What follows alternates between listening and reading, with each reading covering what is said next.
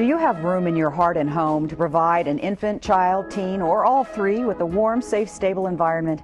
A Norfolk man shares his reasons for becoming a foster parent. Find out where you can and when you can take part in a national conversation about the future of Social Security and Medicare. Don't go away, because Human Services Forum begins right now.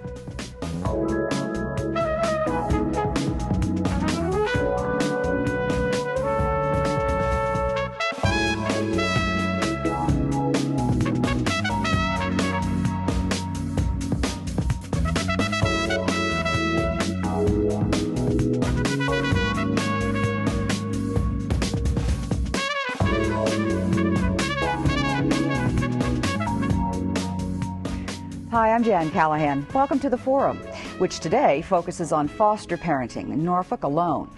For more than 250 children, and you can correct me if I'm wrong, Nancy, they are in the custody of the Norfolk Department of Human Services. And this is a growing number of children that are newborns. And in some cases, these babies already have brothers and sisters who need care too.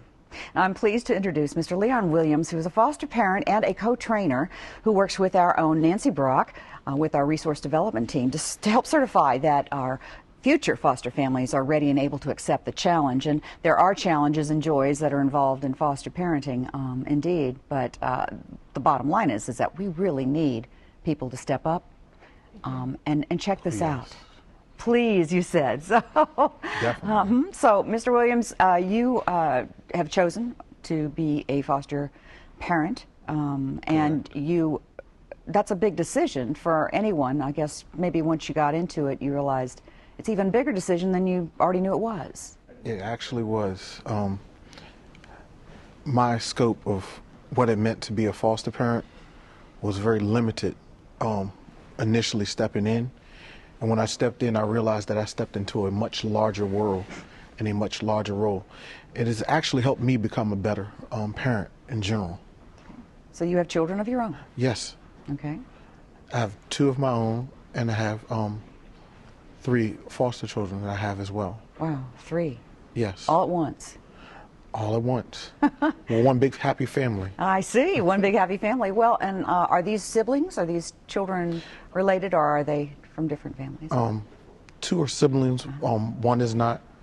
But there's no distinction in our household.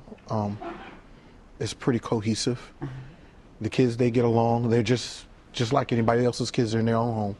They have their sibling rivalries every now and then, but it's typical stuff. It's nothing outside the norm. Okay. I think sometimes people get misconceived notions about having different children come into your home and thinking that the mesh might not be well. But surprisingly enough, me and my wife, we've been doing this for quite some time, and it's gone quite well. Our kids, our biological kids, they love the fact of having additional brothers or sisters, depending, come into the home. It creates a warm atmosphere for them. They understand the reasons why we do what we do, and they're actually supportive. Right, they're learning too. Yeah. Yeah. Well, as he just stated, he has children of his own. Is this often the case that people who come into training or are interested in learning more, do they already have children or have had children? Very often it is. Sometimes we get folks whose children are all grown up and they really miss the parenting role and want to do that again. Sometimes we have parents who are not able to have children and they want to experience caring for children. And sometimes there's a number of children in the household already. So we get all of the above. Wow. So you have, there's no reason not to call, but if you have that empty nester type of feeling or that void, you know, you may be in a very good position to do so, to give Nancy a call. And we'll have the number up on the screen for throughout the interview, so you want to give her a call or go online. Ultimately, though, Nancy will be the one you talk to. Yeah. And both Nancy and Mr. Williams will be the ones you see at the training should you decide to take that step. So there is an information session that's coming up in July. July the 16th. And that's a chance for someone to learn more. First chance is to call me and ask me questions, because I'm good at answering questions. And the second chance is to come and learn about the standards in Virginia and what it's like. What's the difference between fostering and adopting? Most of the children who are adopted from foster care in our community, and I think others, are adopted by their foster parents. So that is, for some people, a way to bring children into their family, to build their family through adoption, through foster care.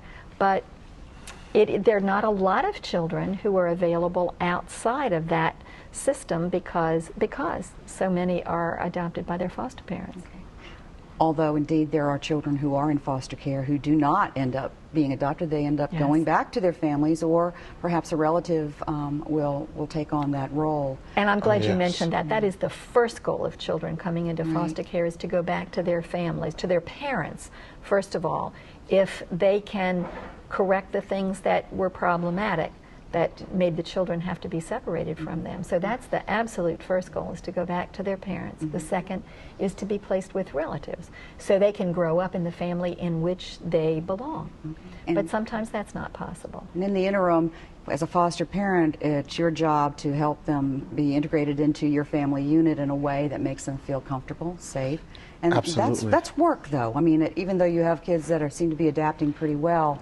Yes, especially with the initial transition from being removed from biological family and then placed into a home setting. The children, they don't know what to expect, so therefore, of course, they're on edge. We, the prospective foster parents, we don't know what to expect out of the child, but the training that Nancy and the other people in Norfolk Social Services do is excellent, because it helps prepare you to be able to receive that child in with loving, open arms, and to embrace them in such a way that makes them feel welcome and makes them feel special. And one of the things that we learn in training is to help the child understand that it's not their fault of what's happening and revolving around them. There are circumstances that are out of their control, but while they're going through this process, our job as foster parents is to provide a stable and loving environment for the child as they're going through that process. Okay, and to provide some confidence and some reassurance to them. Oh yes, definitely. That's a huge job, a very important one. But did you find that in the process of learning, because you do have to learn as you do. Yes. Were there things that took you by surprise? And I don't mean that in a bad way necessarily. It could be, was it more work than you thought? Were there some wonderful things that happened as a result of, the experience? Yeah, I laugh at that because, there are always things that are going to catch you by surprise. But even with your if you have biological children, or if you grew up in a household where there's more than one child, there's always things that children do that will catch you by surprise. So, it's pretty even kill across the board, but nothing that you can't handle. Okay. I know he's got images flying through his head right now, but absolutely, he's not going to share them. But that's all right. You've got, as far as screening people, part of the screening process, because you just don't call and show up and become a member of a training group. The questions that you may ask them are also questions that pretty much anybody would ask themselves if they were going to have their own child. There is a list of questions that people could ask themselves that we have now posted on our website. Yes. Yeah. That's a very exciting innovation, is folks can go and the questionnaire is called Am I Ready? And it has questions, and then you can answer it. It tells you some specific details about the answer to those questions. So I'm glad you brought that up, because that's a resource that I think will be helpful to folks. Right, and it brings it, it's more realistic when you read those questions and ask yourself, do I have these things in place? Do I possess these particular qualities? That's absolutely, they're big questions, but you have to be honest with yourself. Yeah, right. It really gets you to open up and examine yourself in a way that you have probably not ordinarily would have. I have to ask you this: what are the ages of the children that you are caring for? The ages are from 19 to 12.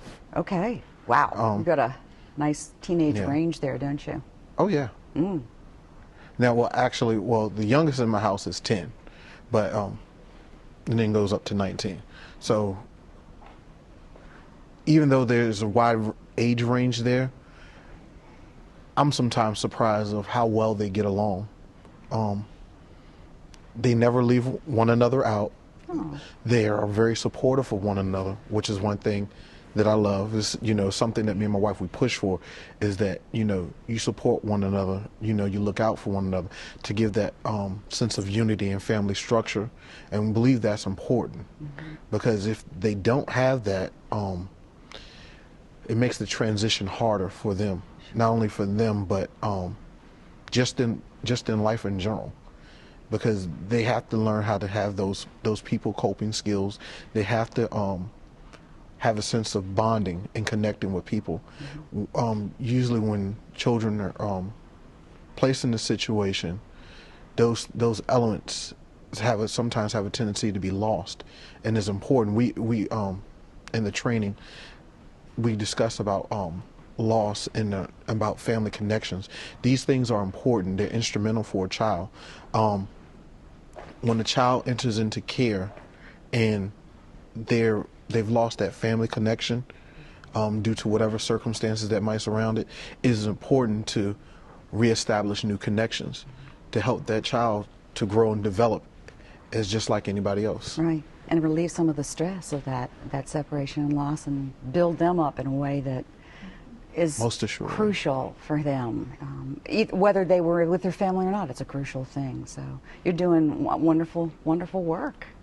Nancy, I know people that are interested in foster parenting. They just haven't taken the step to call or find out more.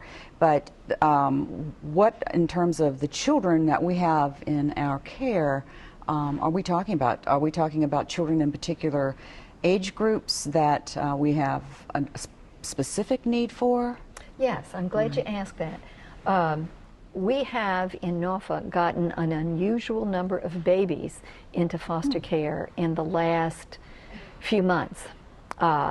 Sometimes newborns, sometimes up to the age of 6 months. Well, actually all ages, but it's unusual that we've had so many babies. And we really need people to come forward who can care for babies. And I'm particularly talking about for newborns.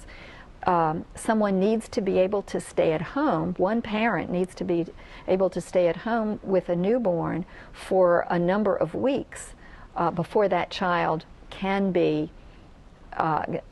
into daycare. So families with stay-at-home parents who want to care for newborns, that is a kind of family that we're particularly looking for. Okay. But also, you mentioned families that have children.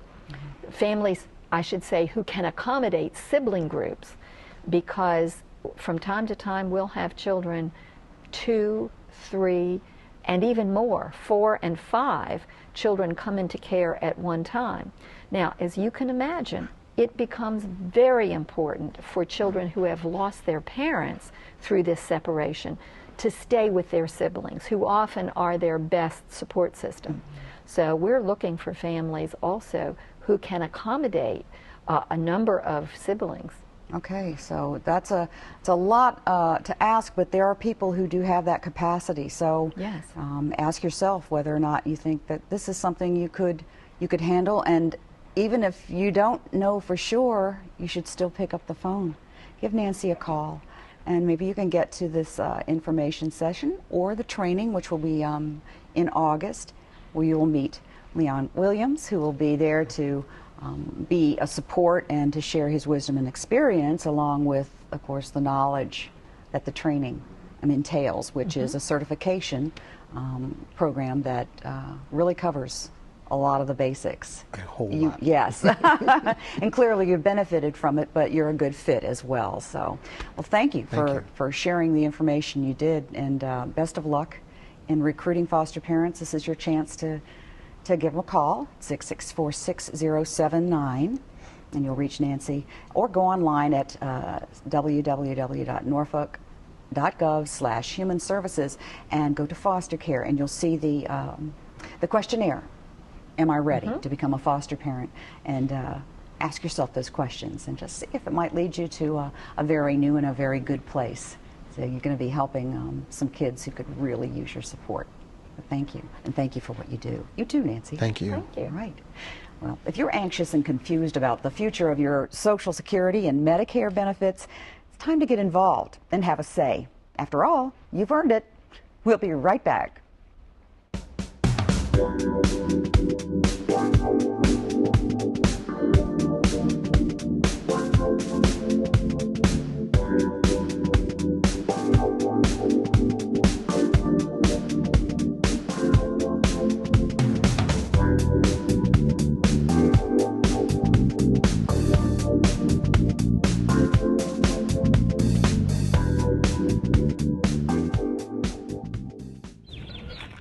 Have you heard? The U.S. Treasury is phasing out paper checks for Social Security, VA, and other federal benefit payments and going electronic. If you currently receive federal benefits by paper check, you will need to switch to direct deposit or to the Treasury recommended Direct Express Debit MasterCard. If you plan to apply for federal benefits soon, you'll want to decide which electronic payment option is right for you. Visit godirect.org to learn more or to make the switch today.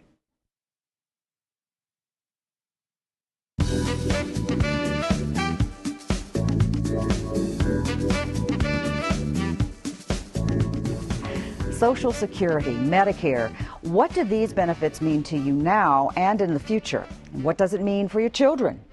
The American Association for Retired Persons, AARP, believes that you've earned your say on these issues. So Peter Golden, who's a federal advocacy director for AARP Virginia, and Sharon Gares with the AARP's Volunteer Speakers Bureau are your connection to a national conversation, but we're going to do it locally for the most part. So the issues surrounding Social Security, Medicare, I don't know that a day goes by that you don't hear it mentioned, either on the news, on TV, in some way, shape, or form, or just in casual conversation. But so much rests on those two benefits now. I don't think 100 years ago we would have dreamt that it would have been the way it is today. Well, as you've just mentioned, there's been a lot of talk in the past months about Social Security and Medicare and the federal budget deficit.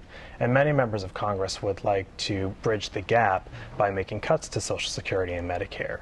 And AARP believes that the people that have paid into those programs their entire lives should have a say in the future of those programs. So that's why we developed the You've Earned a Say program, which is bringing the conversation out from the back doors of Washington and back into the communities where people can have a say, back to the people who are affected by Social Security and Medicare in their daily lives so that their voices can be heard in Washington. Okay, so the people come out in front and start sharing what they think and their ideas, suggestions, and opinions. I'm sure there are plenty of them.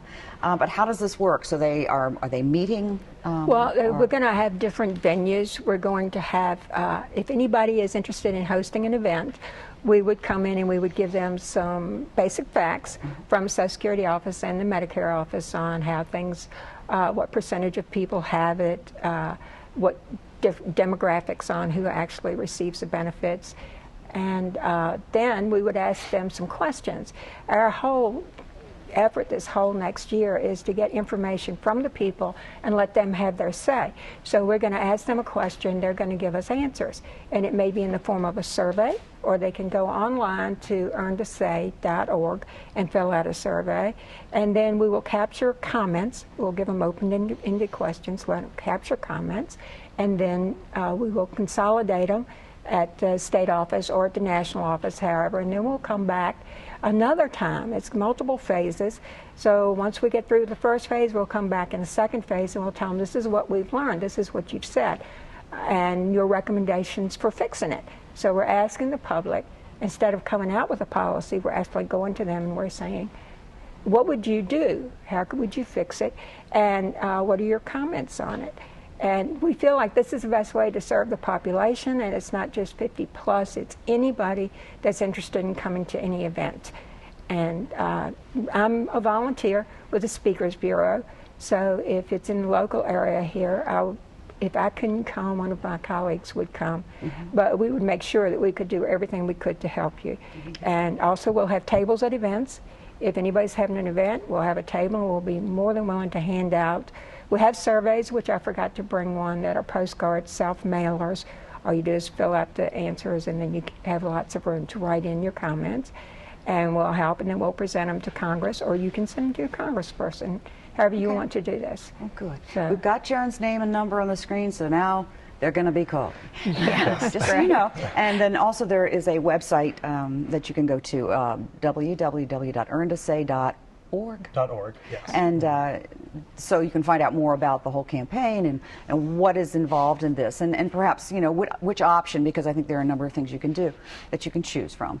You can also fill out one of the questionnaires that Sharon was talking about on earntosay.org, and that'll be counted with us as well. Okay, great. Yeah. So yeah, there are a lot of things if you can't get out of the house. Also, there is a tele-meeting, or I'm not sure if that's what they're calling it, but something that can... Yeah, we're going to do 2 teletown halls about You've Earned a Say. The first is going to be May 24th, and that's going to be during the day, and then we're going to do another one on June 12th.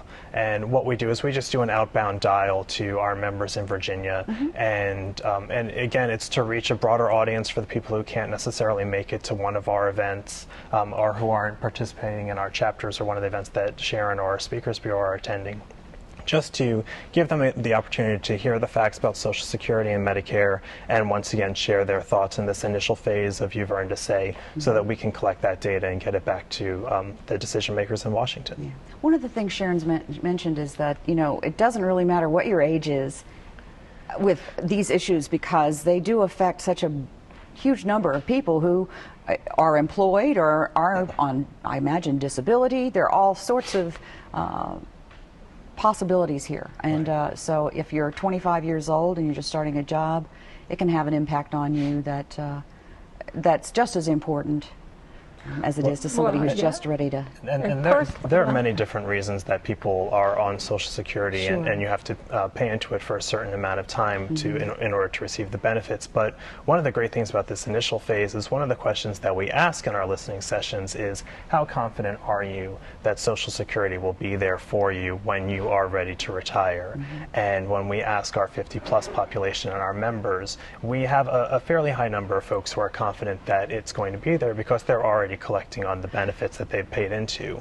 When we speak to a younger crowd, they're a lot less optimistic about whether or not those funds are going to be there. And it's just an interesting dichotomy as far as the information that folks are getting and the changes that need to be made. Certainly those people, too, who at one time thought they wouldn't and now they are getting it, sometimes they'll kind of tone down their their argument. I've seen this and heard it happen before, but nonetheless, Social Security, when it started, I don't think it was ever envisioned that it would be what it is today. No, but we have 1 out of every 4 seniors who is receiving Social Security right now. That is almost their only means of income. And so it's very important to those people that we don't you know, deplete their benefits and, you know, something happens. And the other thing is, the Social Security is a program that you have a promise at the end of it. If you're 20 years old now and you're paying into it, the whole promise is that when you get to retirement age, no matter what it is, that you're going to have some benefits. And you've paid in it your whole life. So that's the whole idea behind You've Earned a Say. You have earned a say because you've paid into it. Same way with Medicare. You've paid into that your whole working life. And if you were fortunate enough to be able to stay at home as a spouse and not work, whether you're male or female, it doesn't matter, you also benefit from your spouse working the whole time so that you're not left out. And it wasn't meant to be only means of retirement, but nowadays there's only 17% approximately of the corporations that actually offer any type of retirement. So for a lot of people, it is going to be very important when they get there. So that's why this whole idea, the whole next year, is to find out what the people really want and what they have to say. And so that's why we're out there trying to get information. Well, you entered into this, I know, with certain information and data that might have given you something to jump from, you know, as a foundation. So what are we finding? What we're finding is there's a lot of different opinions, a lot of different reliances on these two programs, and that's all part of what Phase 1 is about, is presenting the facts of Social Security and Medicare as they are right now, and then hearing how people are affected by the programs and what changes they think should be made into the programs as we move forward. Right now we're getting ready to move into Phase 2 of You've Earned a Say, now that some of these options are being discussed by the candidates and they're being discussed in Washington again. And so what we want to do is go back to these communities that we've spoken to before and present these options without spin or political jargon, just the facts, and let the participants tell us what they think should be done, whether or not they agree with one program over another. Okay, so getting rid of the clutter, so to speak, to that's right. It's not probably the best word to use, but it does absolutely allow them, their voice to be heard. We want to remove the Washington speak and get it from people's real voices. And we do record not just only their votes on these certain issues, how they vote on whether or not Social Security is important to them or how much they rely on it, but what they're actually saying. And all of that information is compiled and will be forwarded to the decision makers in Washington. Okay, great. And when does it conclude, or is it just going to be an ongoing type of? Well, I think that we'll go on through, all the phases will run on through the election, and then in 2013 we'll be focusing on making sure that whenever anything comes up, we're there as an organization. The advocates will be there and they will tell Congress or the Senate or whatever, this is what the many people across the United States have said, and this is what they've recommended, and and they can also tell them how many people it affects and all that. So, and when we're out in the community getting answers, I'm surprised at some of the recommendations, and also surprised at the amount of people that agree on how important the programs are and that they need to be fixed, and we need to have them there for our grandchildren and our children. So it's a wonderful opportunity to be out there and learn what people think. I know Sharon provided you with a nice long list of the events that she's going to be doing in the area. Right, she did, and I know that there's a website that you can go to, can you not, for that There's information? earnedasay.org, again, to complete the questionnaire if you're unable to attend a live event. We actually, during our initial rollout of Phase 1, we were here, we were in Virginia Beach and had a very large and active crowd there, and we're going to be returning to the same place on July 24th. Is Westminster Canterbury? That's May 30th. Okay. That's May 30th, yeah. We're going to do a Phase 2 listening session to discuss the options that are on the table. Okay. That'll be May 24th at the Meyerhoff Library in Virginia Beach, on Virginia Beach Boulevard. Okay. And to register for that event, as well as any of our other events, you can call our 877 number, which is 1-877-926 8300, and you can register for that event as well. Wonderful. We've run out of time. But I really appreciate There's the a lot to talk about with there these. is, and we we will have make those sure everyone numbers has up. their say. Feel free to contact me too if you need those numbers again, and thanks for joining us. Bye.